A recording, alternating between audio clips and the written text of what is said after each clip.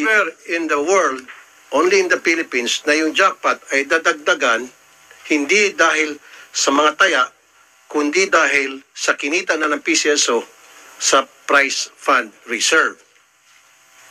You agree with me? Kasi sa lahat po ng mga... I agree, Your Honor. I agree, Your Honor. Progressive po yun. I agree, Your Honor. It's called the snowballing. Tama po kayo. Snowballing, On progressive. a normal, on a regular basis, that is po what we do. Kaya nga po tinawag namin to, this is a promo po. Once in a while, they go into promotion po talaga. Mga lotteries po, they go into promotion to spur it up. Yung kauna-unahan talaga naman really is, for example, you really put it there. Sabi ko nga po, that is po part of the business decision na ginawa po namin. And we have here po the results that made us more money than what we invested. I think it's overall the 50% in 30 days po. Malaki na po yun sa aming tingin. Sino-sino po yung mga tao may root access sa inyo? Who are they? Give me the names. Diba dapat dalawa yan? Merong isang tao tapos merong isa na nakatago dapat sa safe. Yes po. Okay. Now, Is... give me the names of the person na merong root access because I need to check his credibility. Apo, that is the GM po. And GM. sir. So, si GM ang may root access? Apo, our GM po. He has the super user account po and the administrator account. And I think, Sir Ernel, you have or another. Yes, admin. And Sir AJM Casas, which is... So marami merong hawak sa root access? We have two po. Two. So, si GM, sino yung pangalawa? Si Sir Arnel po, because he's the Assistant General for the gaming Arnel sector. Casas. Okay. So, si Arnel Casas is, Mr. Casas is the AGM. Okay. So, dalawa. Di ba dapat meron pa isa nasa sa vault yan dapat? O wala na, dalawa lang. First and foremost, we will tackle a very important and pressing issue. Issue that has been the main concern for a long time by many lotto players. Na ang tanong, talaga bang may nananalo sa lotto? Hindi ba naman pula yung laro?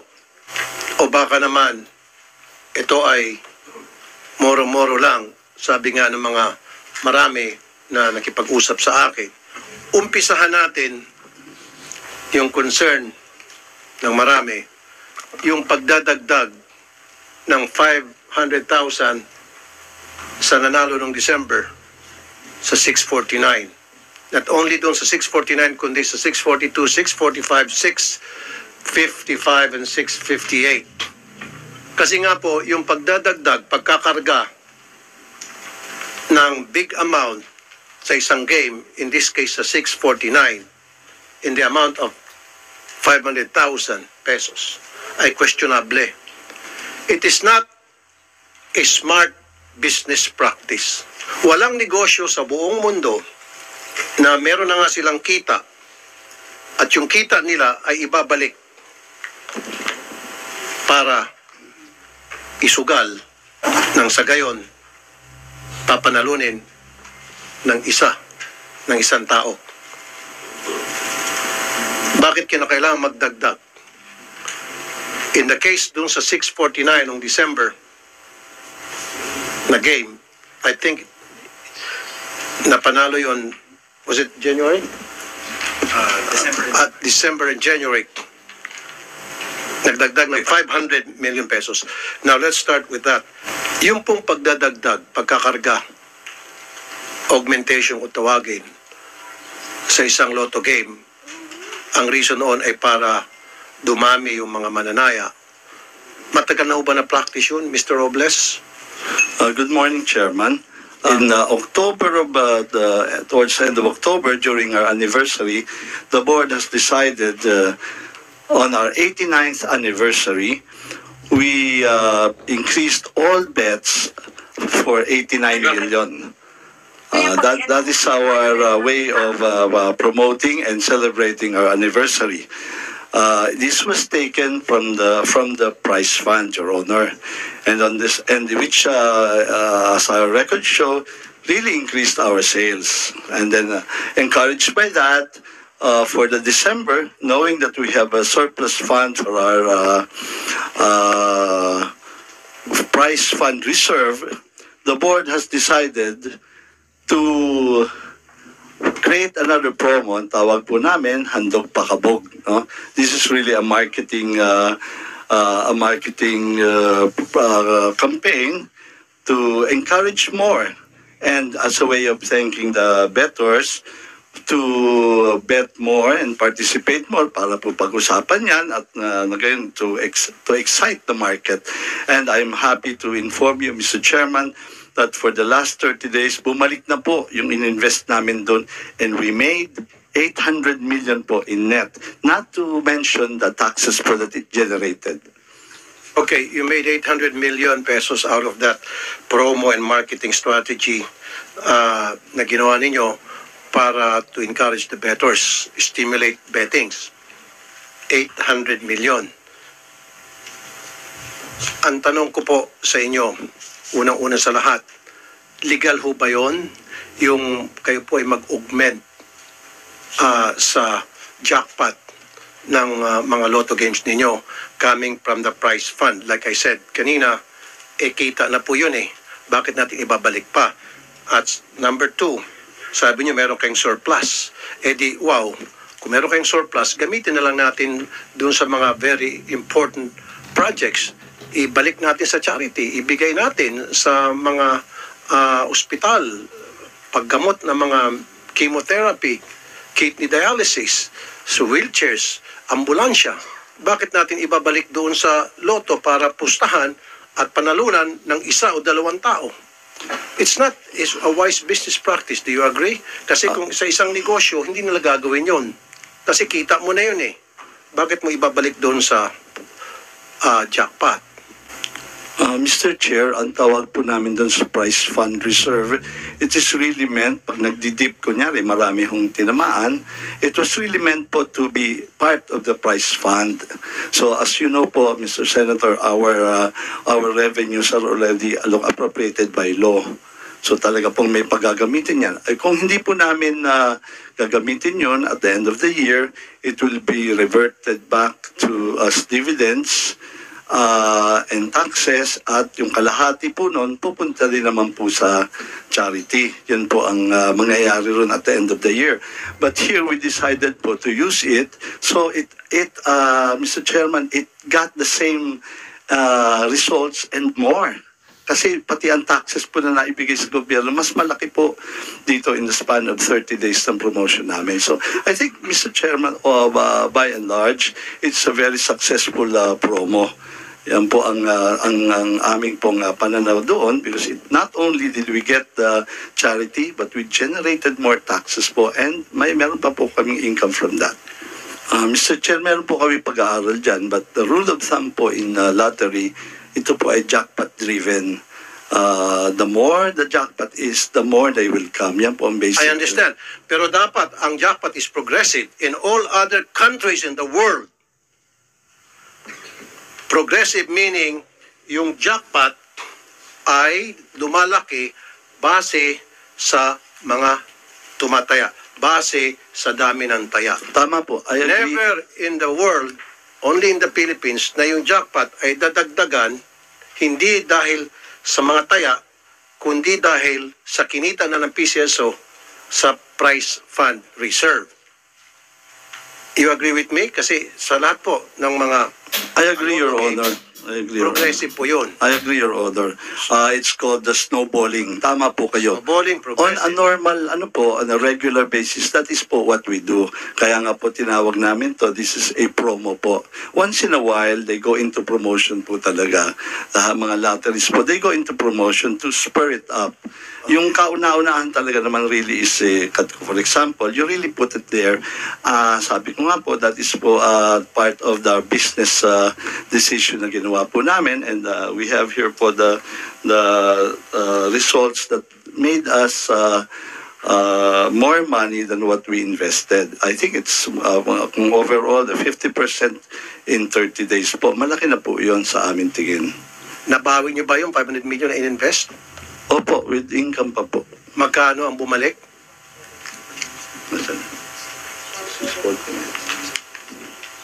Ito. Okay, para mapabilis tayo, 640 million yung price. Sana. So, ibig sabihin, 140 million lang We made. ang na-generate mula sa mga mananaya. Simple mathematics to. Because the 500 million came from the price fund reserve na in-augment. Ito income, ito sales. Okay. Mr. Chairman, if I may. Yes. We added 472,750,000. You said sa previous hearing, 500 million. Hindi po. 500. Well, it's rounded off kasi yung pot po binuo as 500, Okay, sige. 500. Magkano po So inat? hindi po yun yung exact dahil dati na pong meron yun eh. Okay. So we rounded it off para po madali So naman. magkano pong inat? We added 472,750,798. Ang na-generate pong sales niyan is 675,122,860 with an income of 202 million. Teka muna, so bago kayo nag-augment ng 470 million doon sa jackpot ng 649, how much was the jackpot price prior to adding 470 million? 28. Yung normal po dyan would be 28 million po. Hindi, di ba nag-add po kayo ng 472? Opo. Bago niyo po dinagdagan ng 472, magkano po yung jackpot price?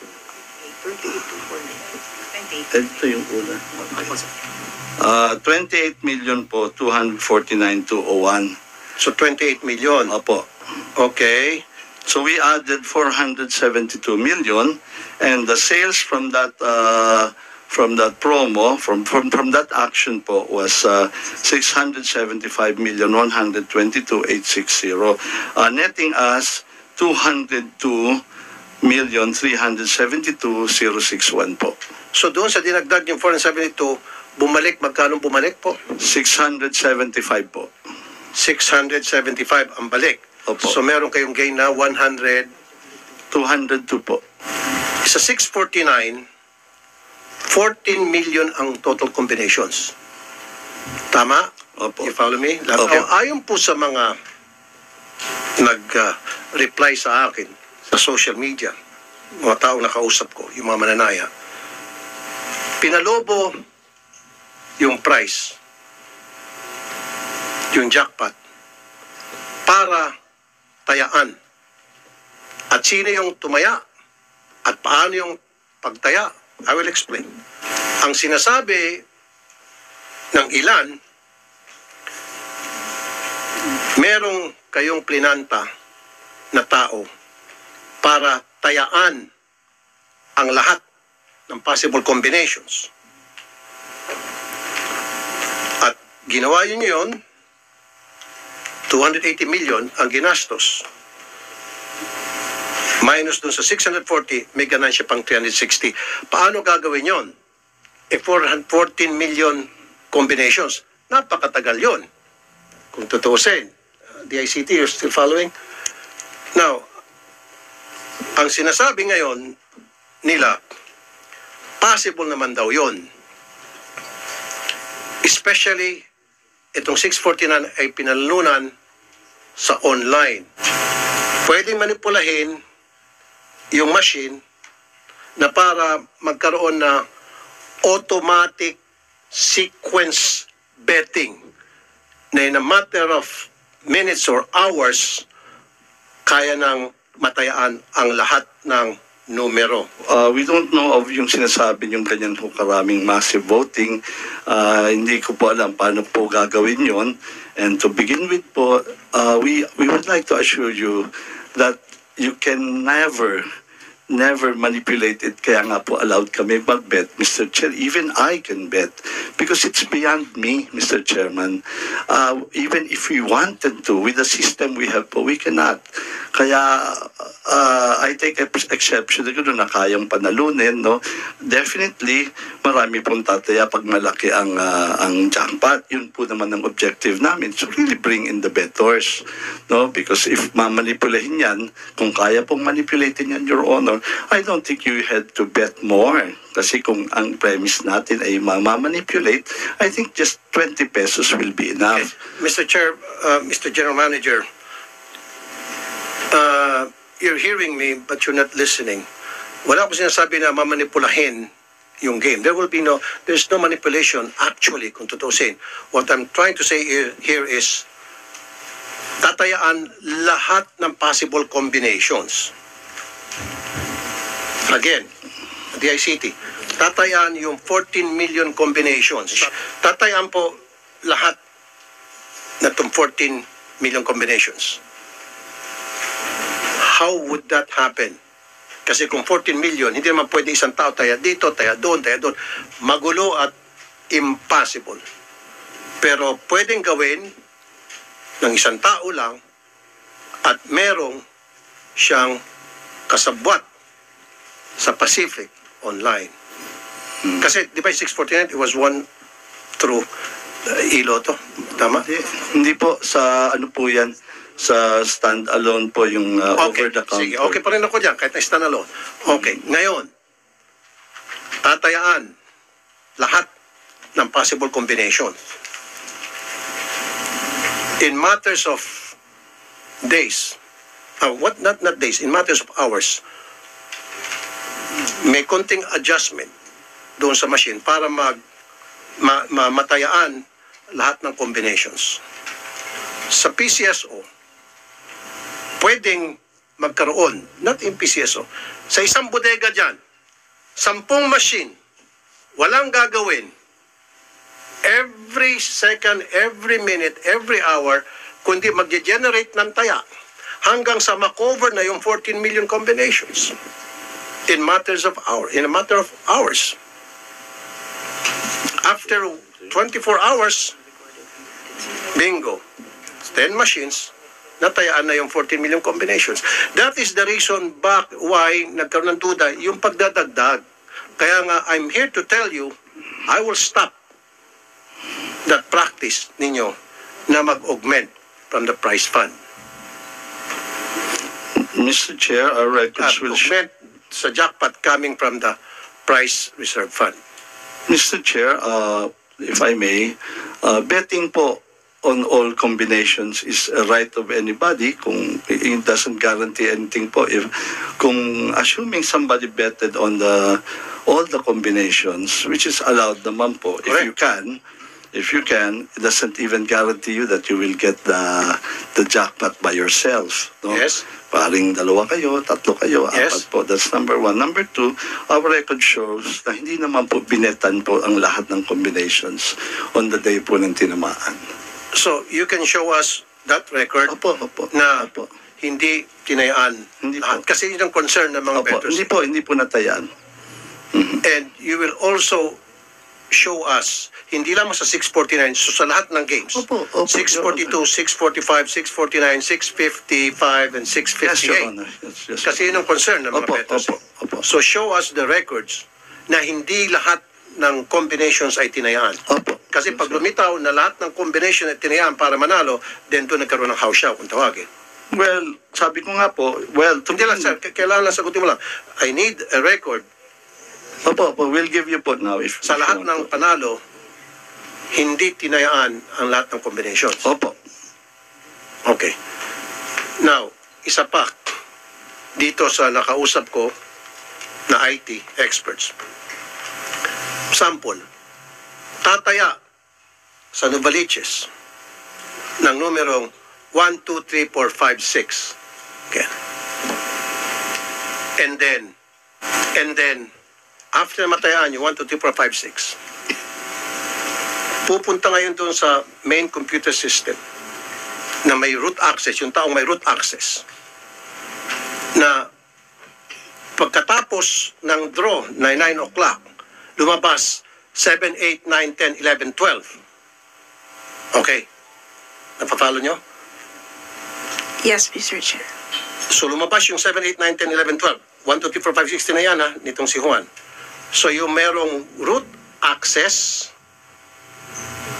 papalitan niya sa computer yung 1, 2, 3, 4, 5, 6 na tinayaan.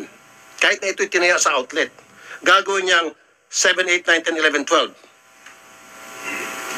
Same serial number, same everything, except yung papalitan niya is the numero. Kasi nga, sa outlet, wala namang resibo. Right? May resibo pa from the Pulay? Wala, di ba? Number? Wala po. Okay. So, wala. Siyempre, yung receipt na sinasabi niyo na meron, yun yung receipt na napupunta Yes po. sa better. Yes, Chair. Pero Mr. Chair. walang naiiwang resibo sa inyo para malaman nyo physical evidence na yung tinayaan ng better kung ano yon. Yes, Mr. Chair. Okay. Still follow me. Kaya nga, yun sinasabi ko. So, yung may root access na tao, papalitan niya ngayon yung 1, 2, 3, 4, 5, 6 at gagawin niyang 7, 8, 9, 10, 11, 12. Okay? And then, yung serial number stays and all. Pagkatapos niyan, nang magmanipula,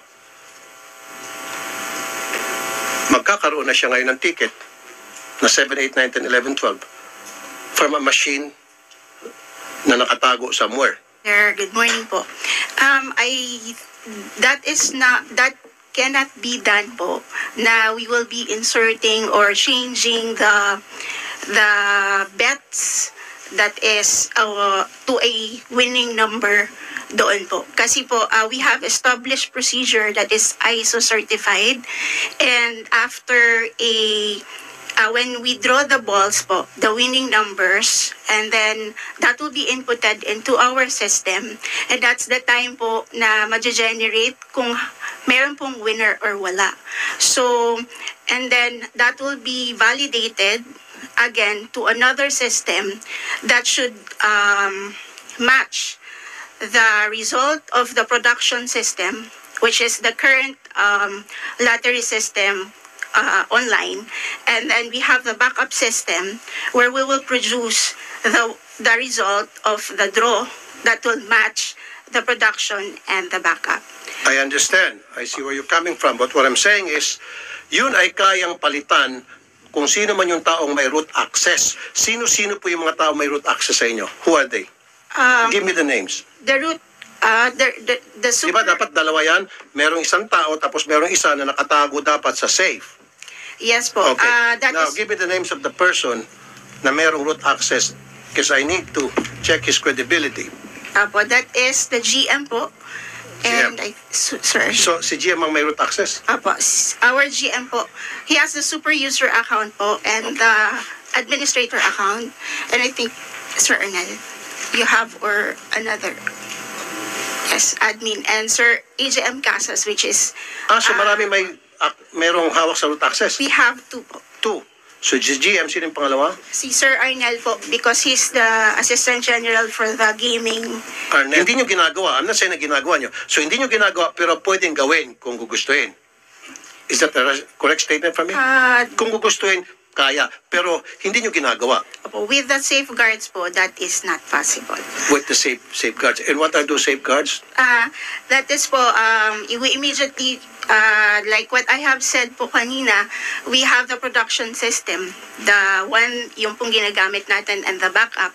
So we immediately match the result of that so that we will establish that there's no insertion or So, whatever.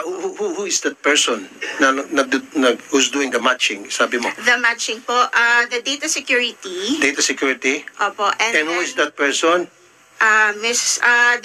It's a team po. Team. And who's the team Headed leader? by po with Ralavin. Data security. Opo, Data Mind Security you, Division. Let me tell you a brief story. There's the biggest scandal in the US na kung saan yung chip security, data security nila nagmanipula ng lotto game at nakulong. But he So is you said not... data security. Opo. Hindi ko pinagbibintangan itong taon to. Pero nabasa mo yon yung scandal sa US, lotto scandal sa US? Si, is that Lipton? Tipton. Siya yung data security chief. Pumasok siya sa computer system. This is an online game. Minanipula niya. Okay. Sinasabi ko lang yun. Di na pangdagdag information. So, the data security... Yes. There are And? representatives also from the Internal Audit Service Department. which is part of PCSO. Yes po. Okay. And then Walang tagalabas. Meron po, the COA, Commission on Audit po, Mr. Chair. Kasama nanonood? Yes po. They are part of... No, pag yung nanalo na yung numero and then sinisiguro na yung numerong nanalo ay tinitingnan, gumagawa ng matching whether on that particular game somebody won or did not win. Nandun yung COA? Yes, part of the audit po, sir. Hindi, kasi binanggit mo yung COA. Okay ako sa... gusto ko dapat nandun yung COA kasi kung kayo sa PCSO, may pagdududa pa rin sa taong bayan. So dapat may independent.